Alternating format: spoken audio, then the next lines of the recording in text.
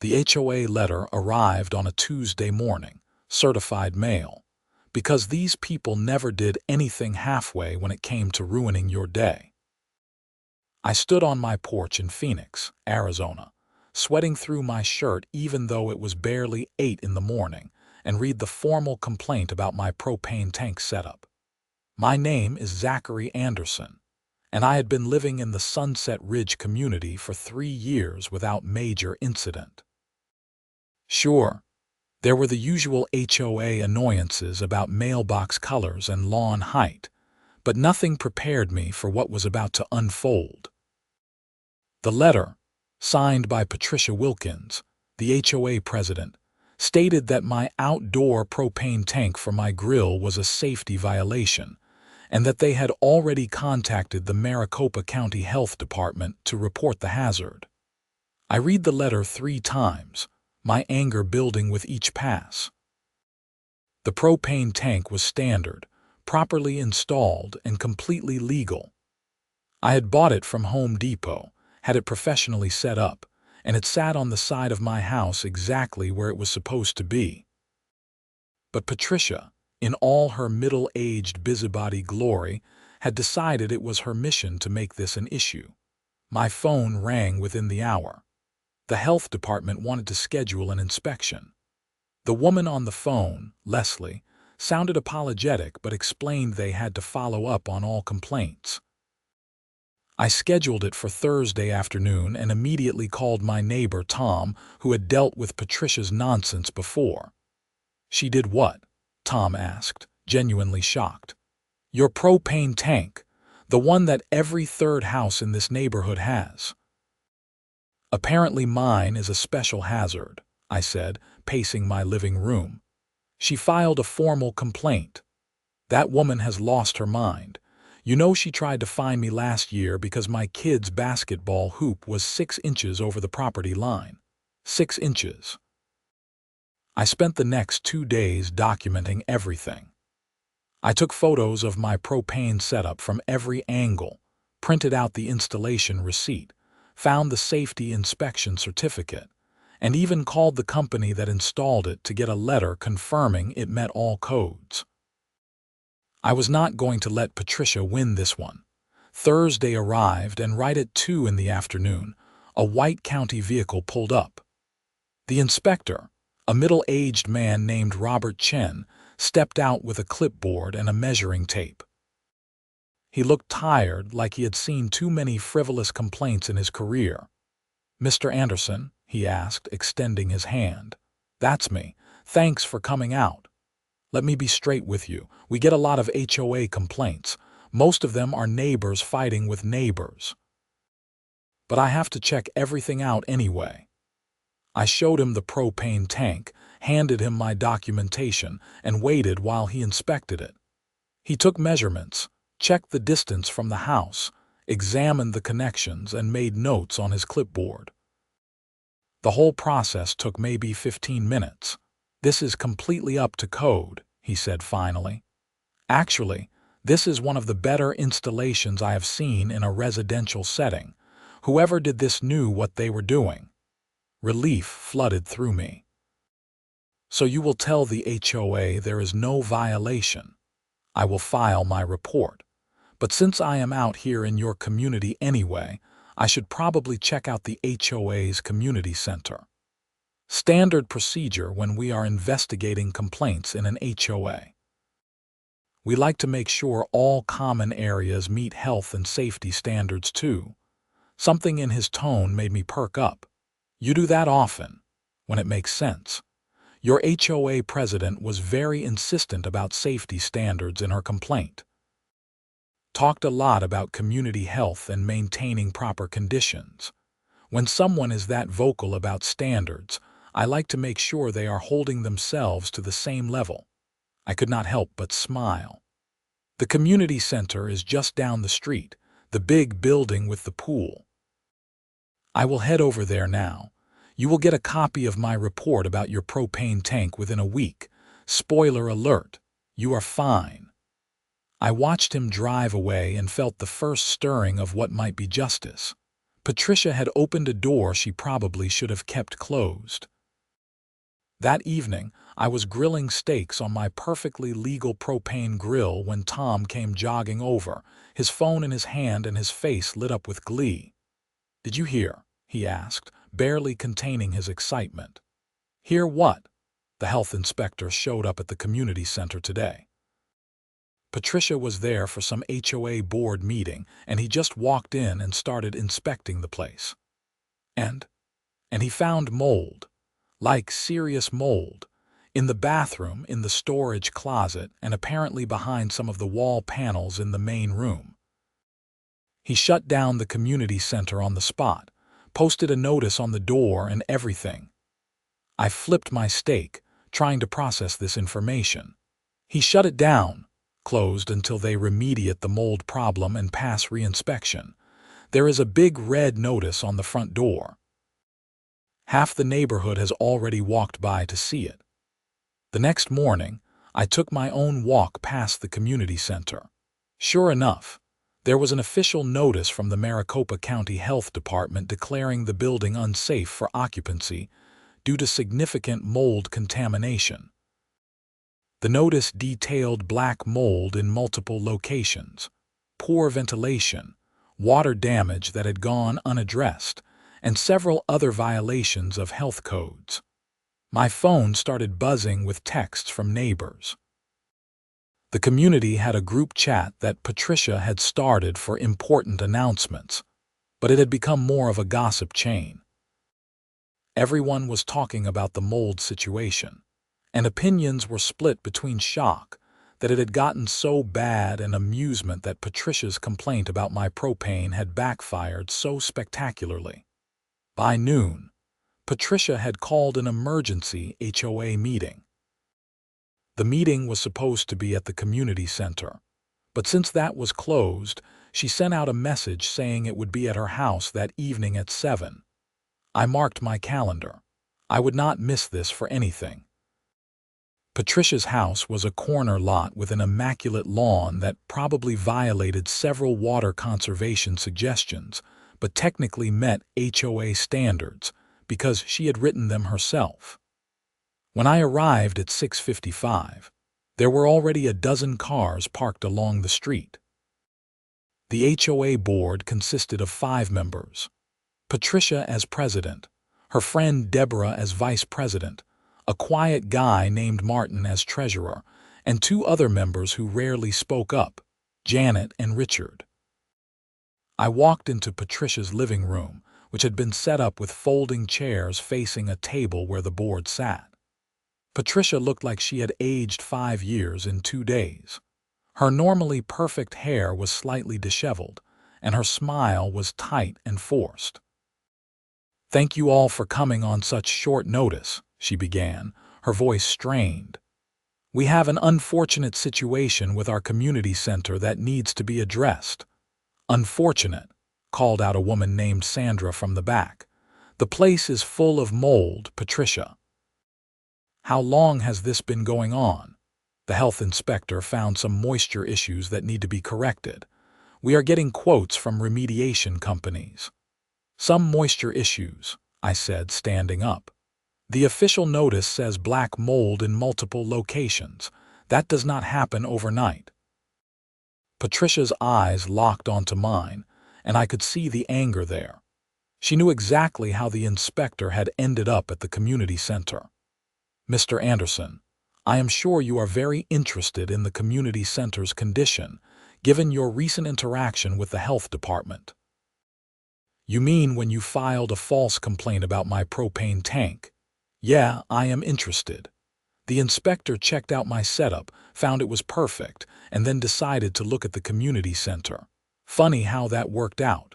The room erupted in murmurs. Not everyone knew the full story, and I could see people pulling out their phones, probably checking the neighborhood chat. Deborah, Patricia's vice president and closest ally, jumped in.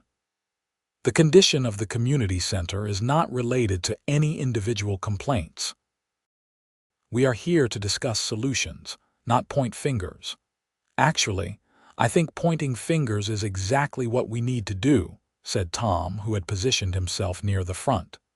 "The board is responsible for maintaining common areas. When was the last inspection? When did you first notice water damage? Why was not this addressed before it became a health hazard?" Martin, the treasurer, cleared his throat uncomfortably. "We have had some concerns about water damage for approximately 8 months. There was a leak in the roof that was repaired, but there were discussions about checking for mold at that time." "Discussions?" Sandra pressed. "Did anyone actually check?" "We were getting quotes for mold inspection, but they were expensive, and Patricia thought we could wait until the next budget cycle." Patricia shot Martin a look that could have melted steel. "That is not entirely accurate. We were prioritizing other repairs and maintenance. The landscaping needed work, the pool equipment needed upgrading, and there were several other projects." "So you chose to upgrade the pool instead of checking for toxic mold in our community center?" I asked. "The same community center where kids have birthday parties and people hold meetings." "We made the best decisions we could with the budget we had," Patricia said, her voice rising.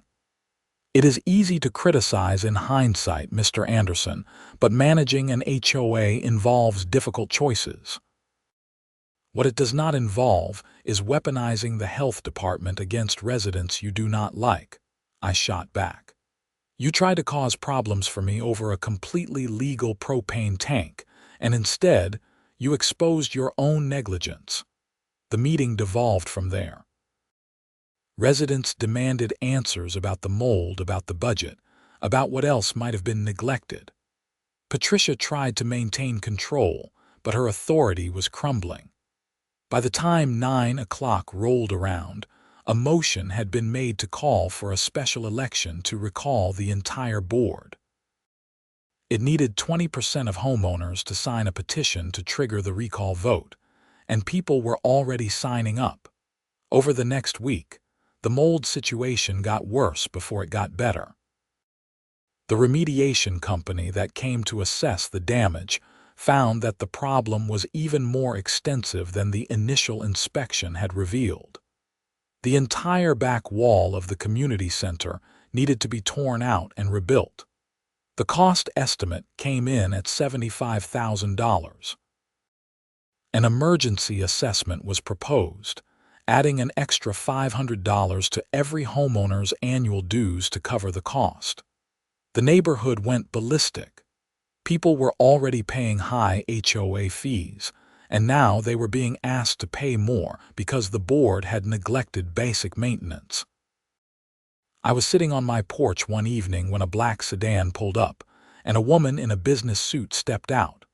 She introduced herself as Jennifer Martinez, an attorney. "Mr. Anderson, I represent a group of homeowners in Sunset Ridge who are considering legal action against the HOA board. Your name has come up several times as someone who might be interested in participating." "Legal action for what?"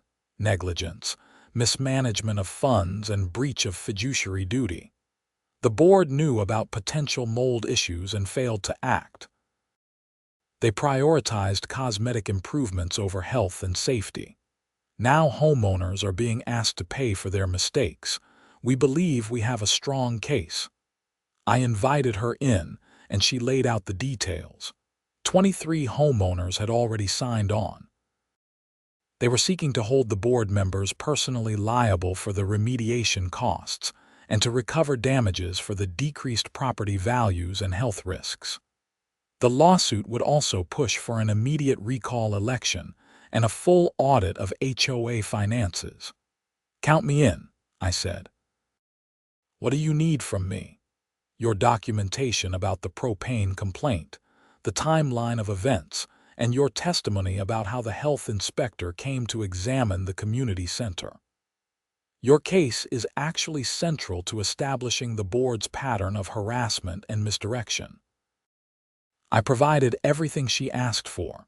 Within days, the lawsuit was filed in Maricopa County Superior Court. The HOA received notice, and Patricia received personal notice along with the other board members. The neighborhood chat exploded with the news.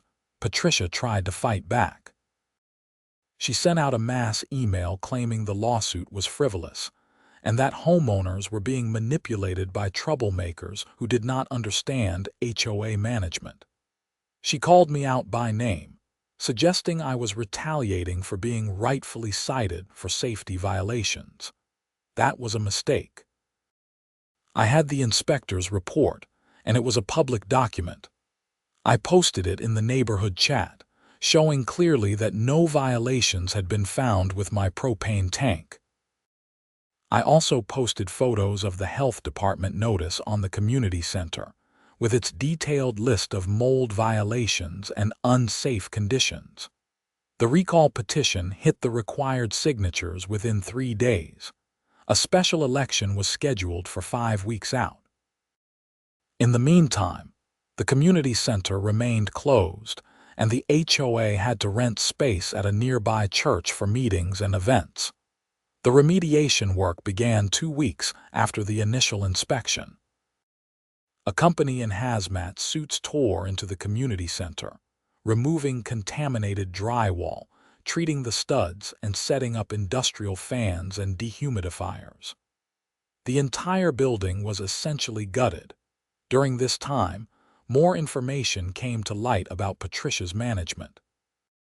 Martin, the treasurer, apparently felt guilty about the whole situation and started providing information to the attorney. He revealed that Patricia had been diverting funds from maintenance reserves to pay for aesthetic improvements that she personally preferred.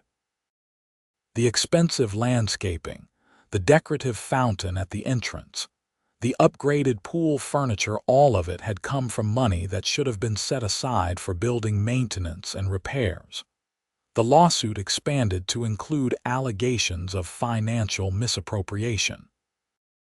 While Patricia had not stolen money for personal use, she had violated the HOA's governing documents by spending reserve funds without proper board approval.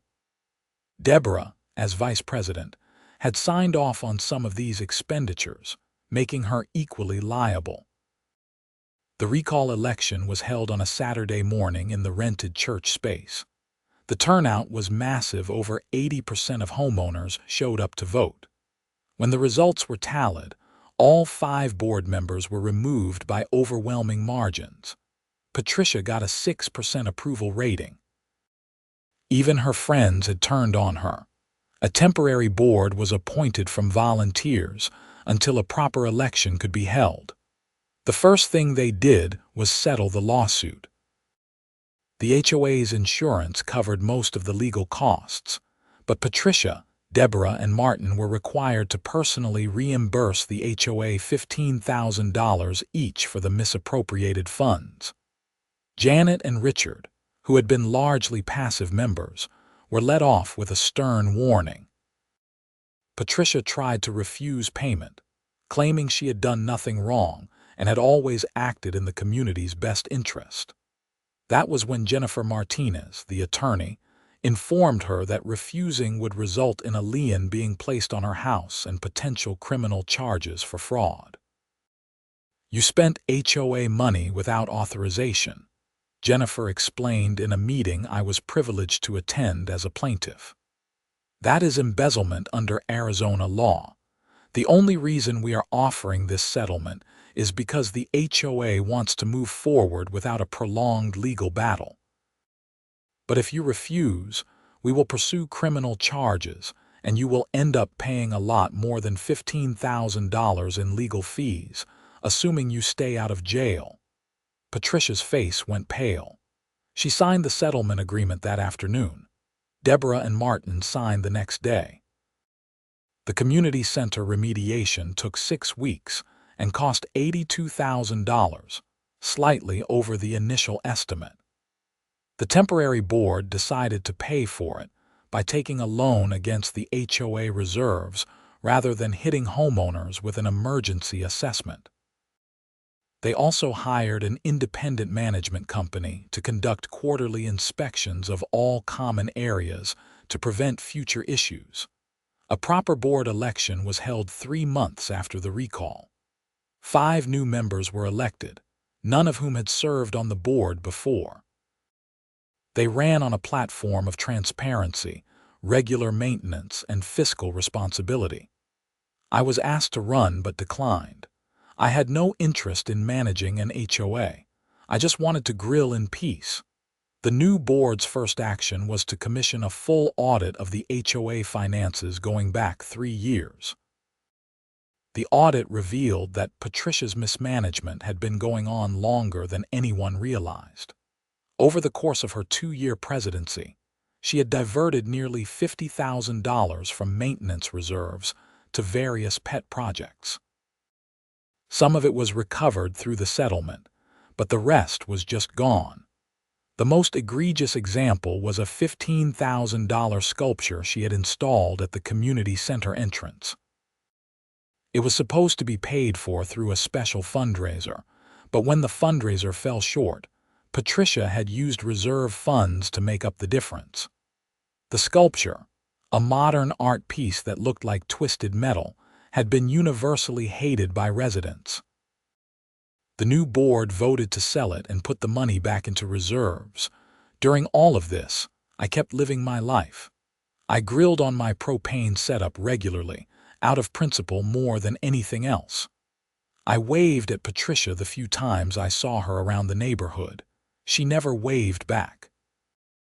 Deborah moved away 3 months after the recall, selling her house quickly and quietly. Martin stayed but kept a low profile. The community center reopened 5 months after it had been closed. The new board threw a grand reopening party with food trucks, a DJ, and activities for kids. Everyone was invited, including Patricia, though she did not show up. The building looked better than it had in years. Fresh paint, new flooring, modern fixtures, and most importantly, no mold. During the party, Tom found me by the grill area. The community center now had a propane grill station that had been installed during the renovation. "You know, you started quite the revolution," he said, handing me a beer. I did not start anything. I just wanted to grill some burgers without getting harassed. And look what happened. New board, new management, better community, all because Patricia could not leave your propane tank alone. She could have just left me alone. That's all any of us wanted. Just to be left alone to live in our houses without someone constantly looking for violations. The new board instituted several policy changes based on lessons learned from the whole debacle. They established a formal inspection schedule for all common areas with public reporting of results. They created a transparent budgeting process where homeowners could see exactly where their money was going. They set up a proper procedure for complaints that required evidence and multiple board member approval before contacting outside agencies. Most importantly, they established clear consequences for board members who abused their authority. Any board member found to have weaponized their position against a resident for personal reasons would be immediately removed and potentially face legal consequences. 6 months after everything had settled, I received a letter from the county health department. It was from Robert Chen, the inspector who had started this whole chain of events. He wrote that he wanted to thank me for my cooperation during the inspection, and to let me know that my case had become a training example for his department. They now use the Sunset Ridge situation to illustrate why inspectors should take a holistic view of complaints, especially from HOAs, and why checking the common areas of a community is just as important as checking individual properties. He also mentioned that Patricia had filed a complaint against him, claiming he had exceeded his authority by inspecting the community center. The complaint had been quickly dismissed, and Patricia had been warned about filing frivolous complaints with county agencies. I framed that letter and hung it in my garage, right next to my propane tank safety certificate. 1 year after the initial propane complaint, I was elected neighborhood block captain, which was mostly a ceremonial position involving organizing the occasional block party.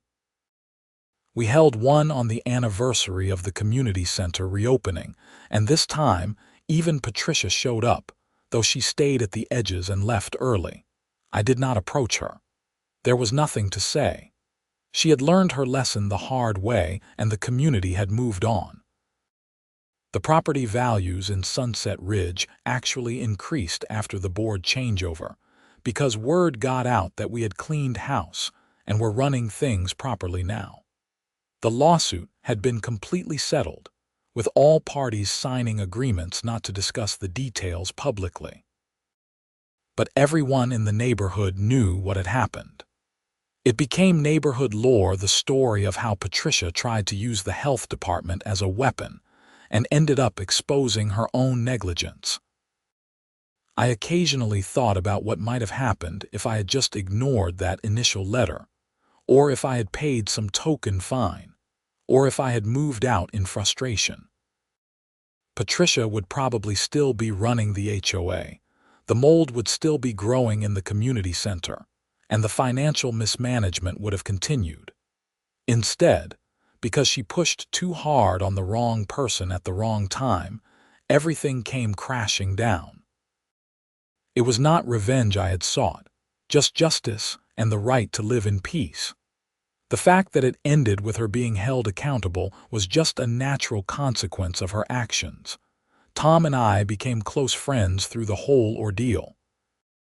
His kids used my pool regularly, and we had a standing Sunday evening grill session where we would cook dinner and talk about everything except HOA business. We were both determined not to let the experience sour us on community living. The new board proved to be competent and fair. They dealt with actual violations appropriately, but did not go looking for trouble. When someone's lawn got too high, they would send a friendly reminder before any fines.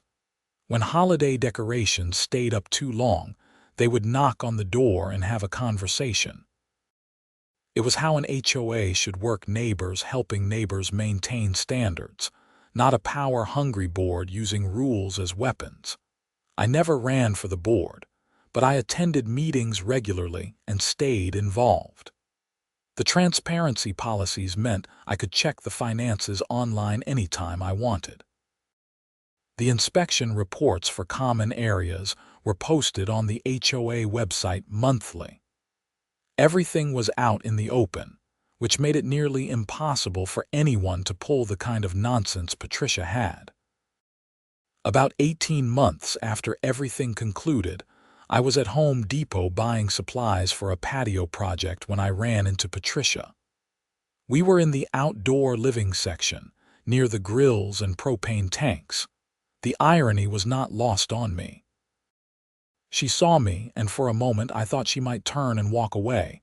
Instead, she approached me. "Mr. Anderson," she said stiffly. "Patricia, I wanted to say something to you. I have been in therapy, working on things, and my therapist suggested I make amends where I can." I waited, not making it easy for her but not walking away either.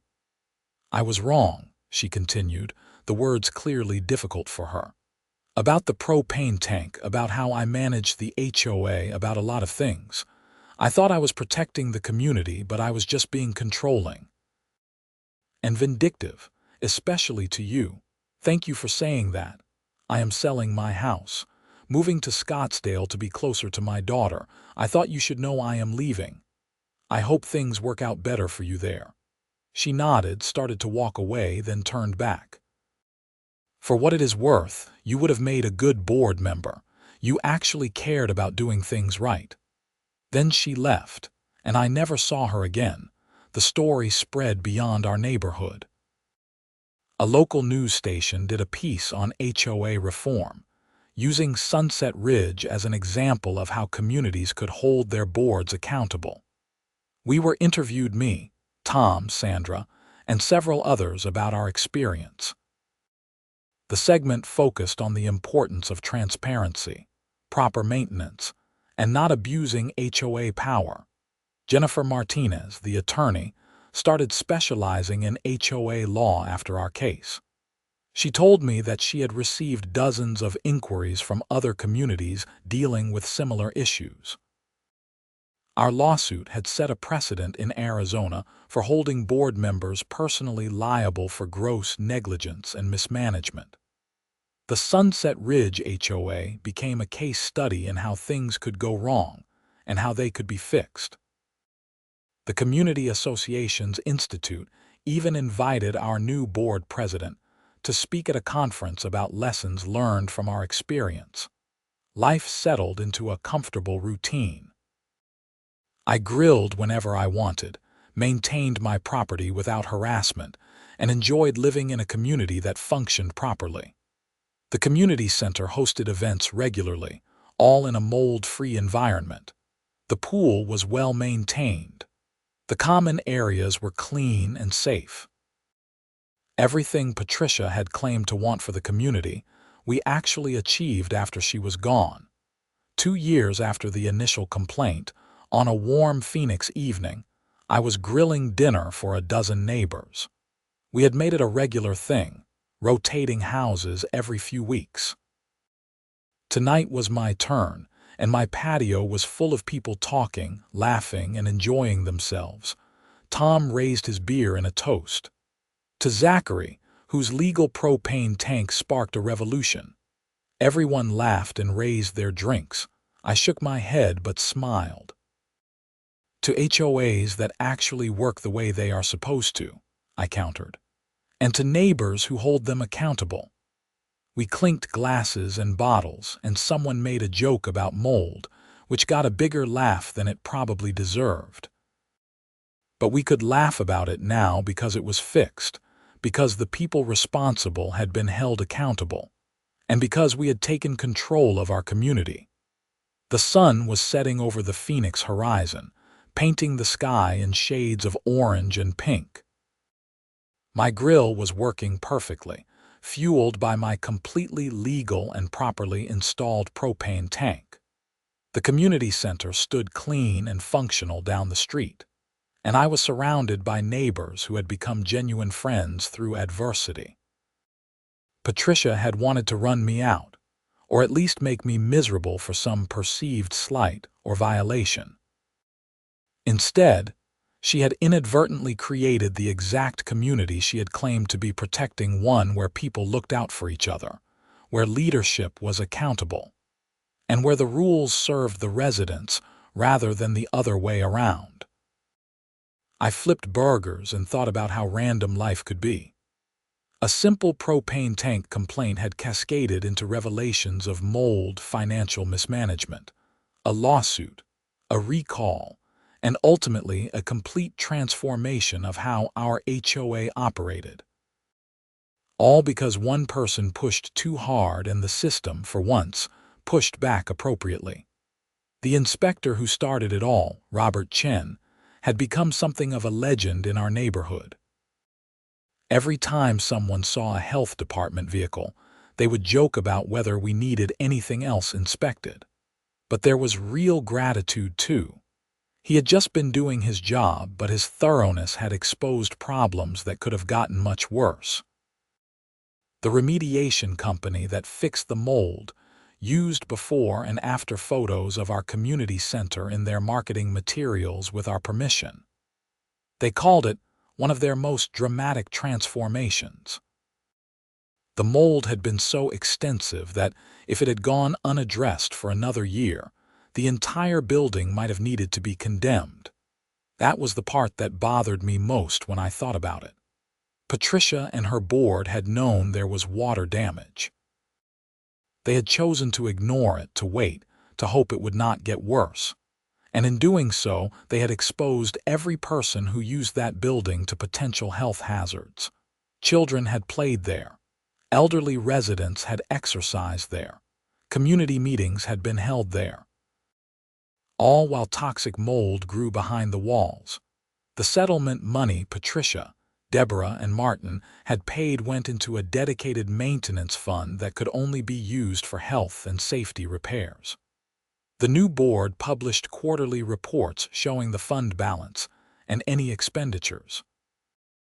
It was never touched for aesthetic improvements or pet projects. When the pool pump needed replacing, money came from that fund. When the roof on the community center needed repairs before its scheduled replacement, money came from that fund. Transparency changed everything. When homeowners could see exactly how their money was being spent, trust increased. When the board held public meetings with real discussion rather than rubber stamp sessions, participation increased. When people felt heard rather than dictated to, the whole community improved. I became something of an accidental expert on HOA reform. Neighbors from other communities would reach out, asking for advice on how to deal with problem boards. I always gave the same answer. Document everything, know your rights, do not be afraid to push back, and remember that the board works for the homeowners, not the other way around. Some took the advice and successfully reformed their HOAs. Others were stuck in situations where the majority of homeowners were apathetic, and the board could do whatever it wanted. That was always the key. You needed enough people who cared to make change happen. In Sunset Ridge, we had hit a critical mass of fed-up homeowners. The mold situation was the catalyst, but the underlying frustration had been building for years. Patricia had made too many enemies, pushed too many people too hard. When the opportunity came to remove her, people seized it eagerly. The night wore on, and neighbors eventually headed home. Tom stayed to help me clean up, as he usually did. "You ever regret not just paying some fine and moving on?" he asked as we packed up leftover food. Not even for a second. Standing up to her was the right thing to do, not just for me, but for everyone. Patricia probably regrets it, though. Maybe.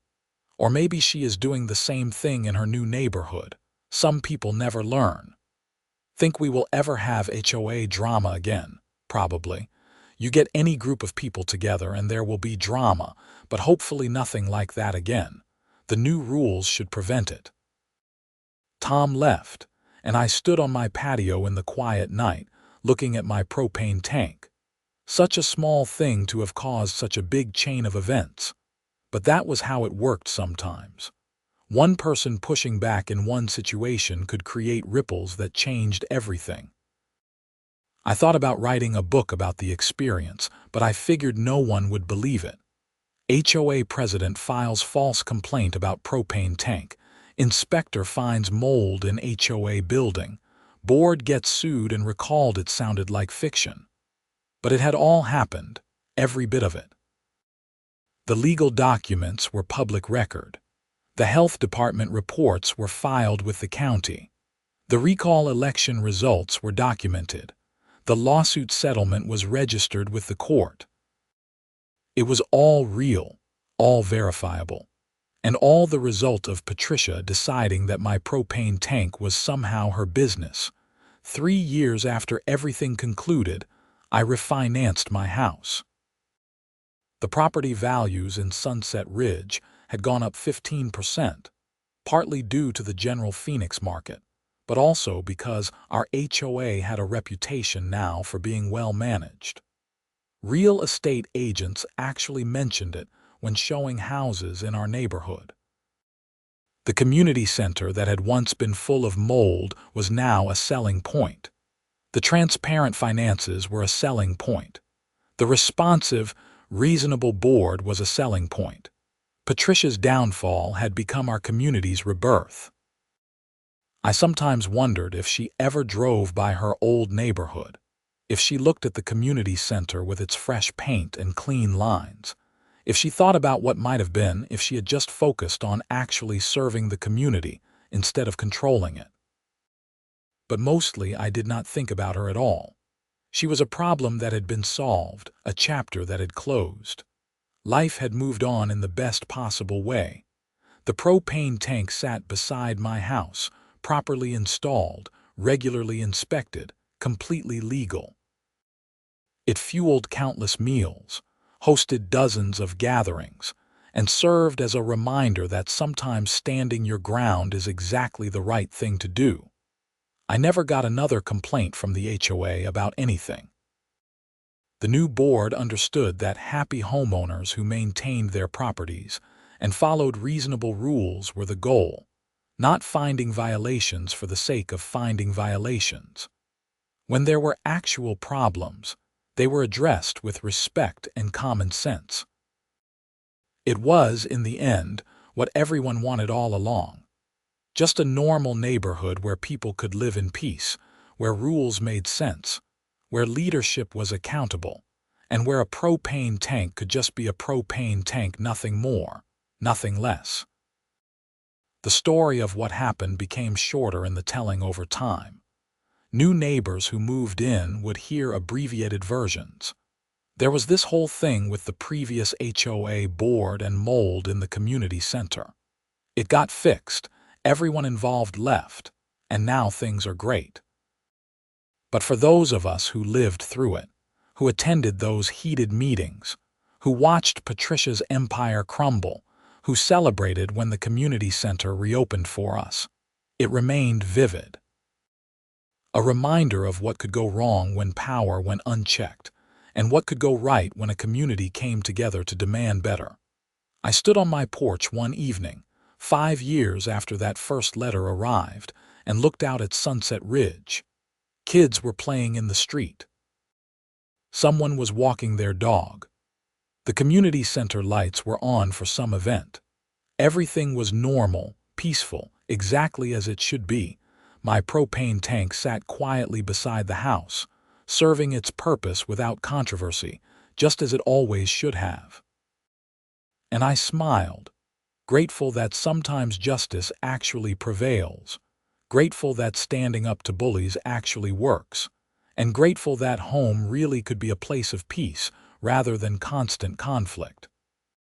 The sun set over Phoenix one more time, painting the sky in brilliant colors, and life in Sunset Ridge continued exactly as it should, with properly maintained common areas, transparent leadership, and one very legal propane tank that had somehow changed everything.